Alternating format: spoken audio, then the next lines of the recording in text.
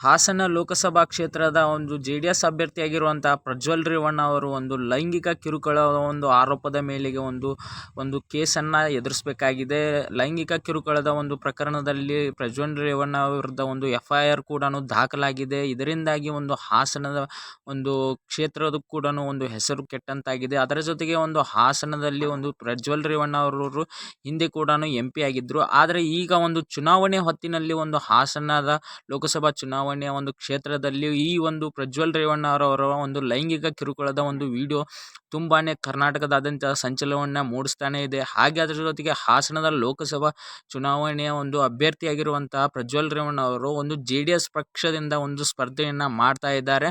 ಇದರಿಂದಾಗಿ JDSಗೂ ತುಂಬಾನೇ ಮುಜುಗರ ಆಗುತ್ತೆ. ಪ್ರಜ್ವಲ್ ರೇವಣ್ಣ ಅವರವರು ಇದಕ್ಕೆ HD ರೇವಣ್ಣ ಅವರು ಯಾವ ರೀತಿಯಾಗಿ ಪ್ರತಿಕ್ರಿಯೆಯನ್ನು ನೀಡಿದ್ದಾರೆ ಅಂತಂದರೆ, ಒಂದು ಪ್ರೆಸ್ ಕಾನ್ಫರೆನ್ಸ್ನಲ್ಲಿ ಇದು ಒಂದು 3-4 ವರ್ಷಗಳ ಒಂದು ಹಳೆಯ ವಿಡಿಯೋ ಅಂತಲೂ ಕೂಡ ಹೇಳಿದ್ದಾರೆ.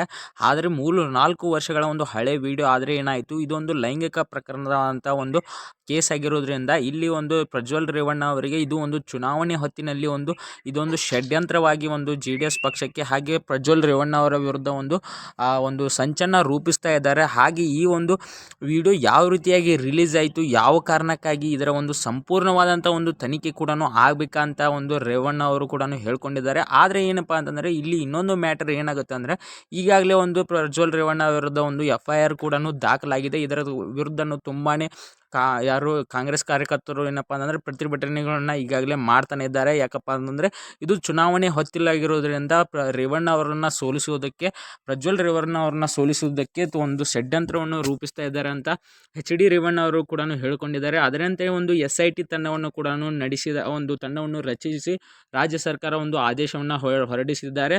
ಅವರ ಒಂದು ಪ್ರಕರಣವನ್ನು SITಗೆ ಒಪ್ಪಿಸಿ ಕೊಟ್ಟಿದ್ದಾರೆ ಅಂತಲೂ ಕೂಡ ತಮ್ಮ ಒಂದು ಪ್ರೆಸ್ ಕಾನ್ಫರೆನ್ಸ್ನಲ್ಲಿ ಸಿದ್ದರಾಮಯ್ಯ ಅವರು, ಈಗಿನ CM ಆಗಿರುವಂಥ ಸಿದ್ದರಾಮಯ್ಯನು ಕೂಡ ಒಂದು ಪ್ರೆಸ್ ಕಾನ್ಫರೆನ್ಸ್ನಲ್ಲಿ ಹೇಳ್ಕೊಂಡಿದ್ದಾರೆ. ಈ ಒಂದು ಚುನಾವಣೆ ಹೊತ್ತಿನಲ್ಲಿ ಇಂಥ ಒಂದು ಲೈಂಗಿಕ ಪ್ರಕರಣಗಳ ಒಂದು ಕೇಸ್ಗಳು ತುಂಬಾ ಒಂದು ರಾಜಕೀಯ ಒಂದು ಸ್ವರೂಪವನ್ನು ಪಡ್ಕೊಳ್ಳುತ್ತೆ. ಅದರ ಜೊತೆಗೇ ಈಗಾಗಲೇ ಒಂದು ರಾಜಕೀಯ ಪ್ರಕರಣವನ್ನು ಒಂದು ಸಂಪೂರ್ಣವಾಗಿ ಪಡ್ಕೊಂಡಿದೆ. ಇದರ ವಿರುದ್ಧ ತುಂಬಾ ಪ್ರತಿಭಟನೆ ಹಾಗೆ ಒಂದು SIT ತಂಡದ ಒಂದು ಮುಖಾಂತರ ಒಂದು ಸಂಪೂರ್ಣವಾದಂಥ ಒಂದು ತನಿಖೆ ನಡಿಬೇಕು ಅಂತಲೂ ಕೂಡ ಎಲ್ಲ ಒಂದು ಕಾರ್ಯಕರ್ತರು ಹಾಗೆ ಒಂದು ಹಾಸನದ ಒಂದು ಜನರು ಕೂಡ ಹೇಳ್ತಾ ಇದ್ದಾರೆ.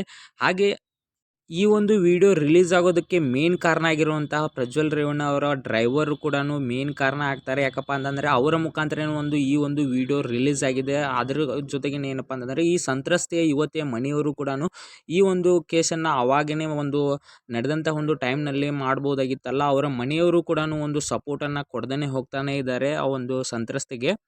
ಈ ಒಂದು ವಿಡಿಯೋ ರಿಲೀಸ್ ಆದಂತಹ ಒಂದು ಟೈಮ್ನಲ್ಲಿ, ವೈರಲ್ ಆಗುವಂಥ ಒಂದು ಟೈಮ್ನಲ್ಲಿ ಹಾಸನದ ಒಂದು ಕ್ಷೇತ್ರದಲ್ಲಿ ಒಂದು ಕೇಬಲನ್ನು ಅಂದರೆ ಕರೆಂಟನ್ನು ಕಟ್ ಮಾಡುವಂಥ ಒಂದು ಕೆಲಸಗಳು ನಡೀತು. ಯಾಕಪ್ಪ ಅಂತಂದರೆ ಒಂದು ಎಲೆಕ್ಷನ್ ಇರೋದ್ರಿಂದ ಅವತ್ತಿನ ಒಂದು ಕರೆಂಟನ್ನು ಕೂಡ ಒಂದು ಕಟ್ಟನ್ನು ಮಾಡಿದ್ದಾರೆ. ಆದರೆ ಒಂದು JDS ಪ್ರಜ್ವಲ್ ರೇವಣ್ಣ ಅವರನ್ನು ಈಗಾಗಲೇ ಒಂದು ಉಚ್ಚಾಟನೆಯನ್ನು ಕೂಡ ಮಾಡಾಗಿದೆ. ಯಾಕಪ್ಪ ಅಂತಂದರೆ ಇಂಥ ಒಂದು ಪ್ರಕರಣಗಳಿಗೆ ಒಂದು JDS ಒಂದು ಬೆಂಬಲವನ್ನು ನೀಡೋದಿಲ್ಲ. ತಮ್ಮ ಒಂದು ಕುಟುಂಬದ ಒಂದು ಮಗನಾಗಿರ್ಬೋದು, ಅದರಿಂದ ಒಂದು ಪಕ್ಷದ ಒಂದು ನಿಷ್ಠೆಯನ್ನು ಮೆರಿಬೇಕಾಗಿರುತ್ತೆ. ಅದರ ಕಾರಣಕ್ಕಾಗಿ ಪ್ರಜ್ವಲ್ ರೇವಣ್ಣ ಅವರನ್ನು ಒಂದು ಪಕ್ಷದಿಂದ ಉಚ್ಚಾಟನೆ ಮಾಡಲಾಗಿದೆ ಅಂತಲೂ ಕೂಡ JDSನವರು ಹೇಳ್ಕೊಂಡಿದ್ದಾರೆ.